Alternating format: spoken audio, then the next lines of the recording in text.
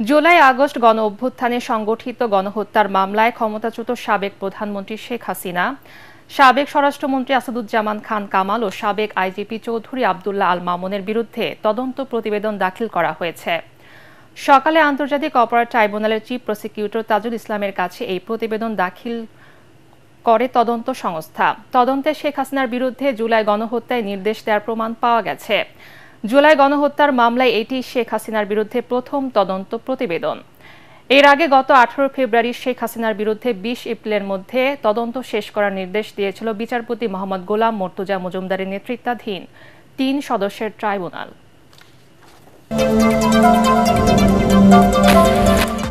এদিকে July August গণহত্যা ও 2013 সালে মতিঝিলের শাপলা চত্বরে গণহত্যা সহ মানবতা বিরোধী অপরাধের একাধিক মামলায় ঢাকা উত্তর সিটি কর্পোরেশনের সাবেক মেয়র আতিকুল ইসলাম, সাবেক স্বরাষ্ট্র প্রতিমন্ত্রী শামসুল হক টুকু, সাবেক আইজিপি AKM শহীদুল হক, অবসরপ্রাপ্ত মেজর জেনারেল জিয়াউল আহসান সহ 13 আসামিকে ট্রাইব্যুনালে হাজির করা হয়েছে। আসামিদের উপস্থিতিতে বিচারপতি মোহাম্মদ গোলাম মর্তুজা মজুমদারের নেতৃত্বাধীন 3 সদস্যের ট্রাইব্যুনালে এসব মামলার শুনানি চলছে। ঈদ উল আজহা উপলক্ষে 21 মে থেকে শুরু হবে ট্রেনের অগ্রিম টিকিট বিক্রি। ওই দিন দেওয়া হবে 31 মের টিকিট। আগামী 6 জুন পর্যন্ত অগ্রিম টিকিট বিক্রি চলবে। পশ্চিমাঞ্চলে ট্রেনের টিকিট বিক্রি শুরু হবে সকাল 8টা থেকে এবং পূর্বাঞ্চলে দুপুর 2টা থেকে। বাংলাদেশ রেলওয়ের জারি করা বিজ্ঞপ্তিতে সব তথ্য জানানো হয়েছে। এবারও ঈদযাত্রার শতভাগ টিকিট অনলাইনে বিক্রি করা হবে। ঈদ উপলক্ষে চলবে 5 জোড়া স্পেশাল ট্রেন। 2 ও 3 জুন চলবে কোরবানির পশু বহনকারী 3টি ট্রেন।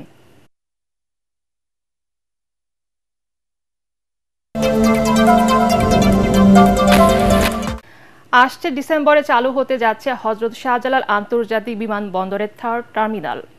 বেসামরিক বিমান চলাচল কর্তৃপক্ষ বেবিচক চেয়ারম্যান জানিয়েছেন, আন্তর্জাতিক মানের সেবা দিতে প্রস্তুত 3rd টার্মিনাল। চলছে শেষ মুহূর্তের কাজ। তবে একক রানওয়ে ও সুষ্ঠু পরিকল্পনার অভাবে যাত্রী সেবার সক্ষমতা নিয়ে প্রশ্ন এভিয়েশন বিশেষজ্ঞদের। তরিক ইসলামের রিপোর্ট।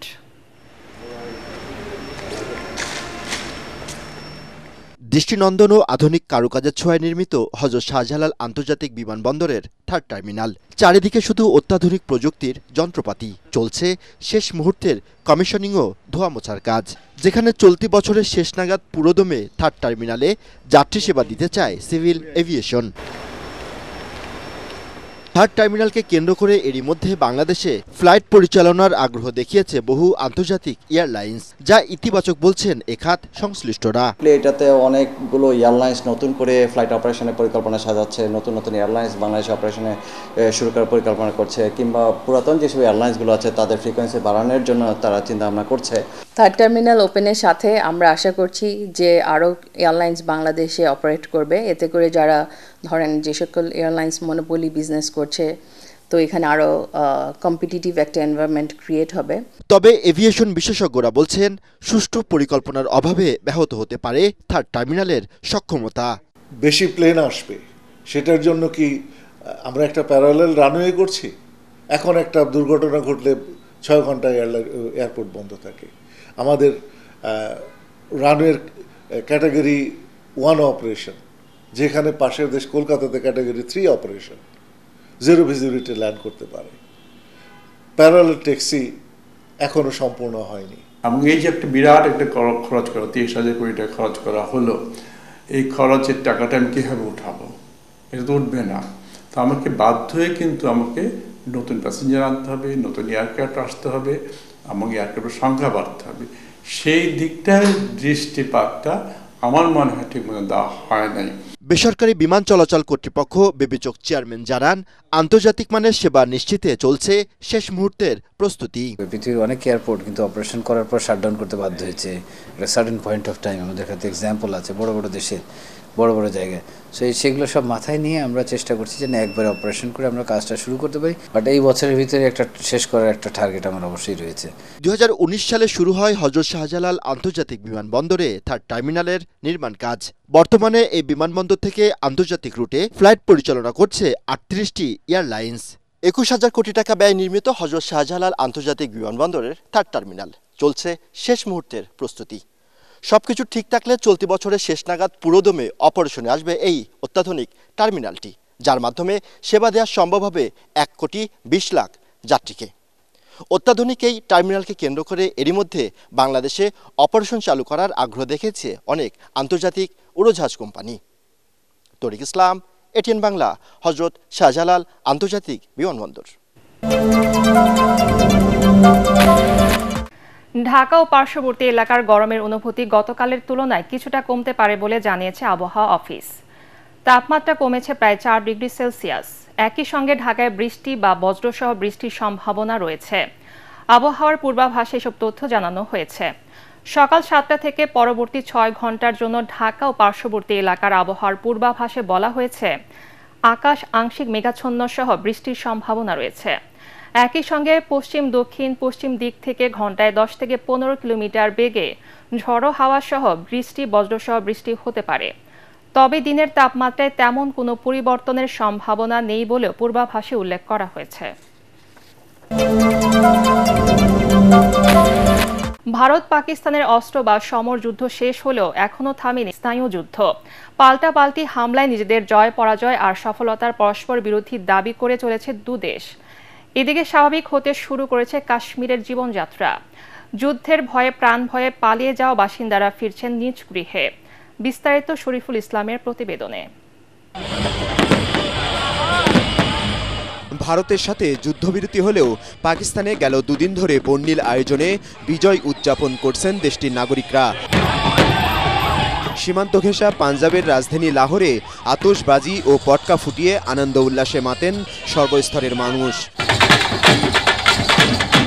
পাকিস্তানের পাল্টা আক্রমণে কোণঠাসা হয়ে ভারত যুদ্ধবিরতিতে গেছে মন্তব্য করে নিজেদের বিজয় দাবি করেন পাকিস্তানিরা।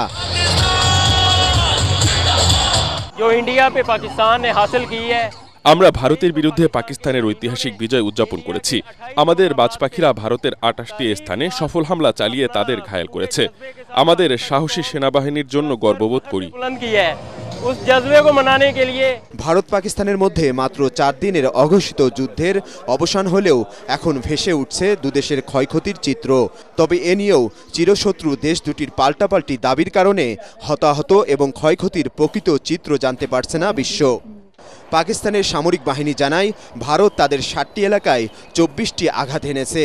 এতে 33 জন পাকিস্তানি বেসামরিক নাগরিক নিহত ও 76 জন আহত হয়েছেন।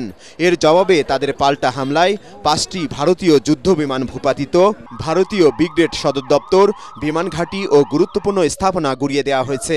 এতে ভারতের অর্ধশতাধিক সৈন্যের প্রাণহানির তথ্য দিয়েছে Pakistan. Missiles and drone attack 7 May আমরা ভারতের আগ্রাসন সফলভাবে প্রতিরোধ করি।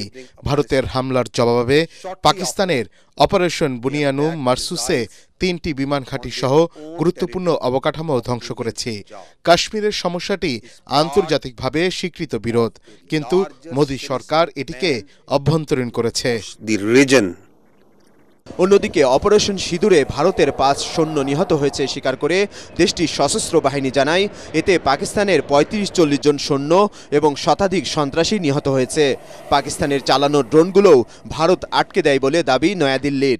9 টেরর হাবস আমরা সন্ত্রাসীদের লক্ষ্য করে হামলা করেছি, কিন্তু পাকিস্তানের জবাবের লক্ষ্য ছিল আমাদের বেসামরিক ও সামরিক অবকাঠামো। আমরা পাল্টা হামলায় লাহোরের রাডার স্থাপনা ধ্বংস করেছি।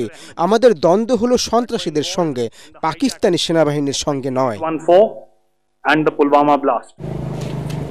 এদিকে যুদ্ধবিরতির পর পাকিস্তান শাসিত কাশ্মীরে স্বাভাবিক হচ্ছে জীবনযাত্রা। নিজ বাড়িতে ফিরছেন প্রাণ ভয়ে পালিয়ে যাওয়া মানুষেরা। আমাদের শিশুরা আতঙ্কিত ও মানসিকভাবে ক্ষতিগ্রস্ত হয়েছে। ওদের লেখাপড়া ক্ষতিগ্রস্ত হয়েছে। এখন আমরা ঘরে ফিরলেও আন্তর্জাতিক সম্প্রদায়কে আমাদের পাশে দাঁড়ানোর অনুরোধ করছি। ভারত ও পাকিস্তানের মধ্যে যুদ্ধবিরতির পেছনে নিজের অবদানের কথা উল্লেখ করে কাশ্মীর নিয়ে দেশ দুটির মধ্যে 1000 বছরের বিরোধ মেটানোর আগ্রহ দেখিয়েছেন ডোনাল্ড ট্রাম্প। তবে এই অঞ্চলে চীনের আধিপত্য ঠেকাতেই কি কাশ্মীর নিয়ে নাক গলাচ্ছেন মার্কিন প্রেসিডেন্ট, এমন প্রশ্ন বিশ্লেষকদের। শরীফুল ইসলাম, এটিএন বাংলা।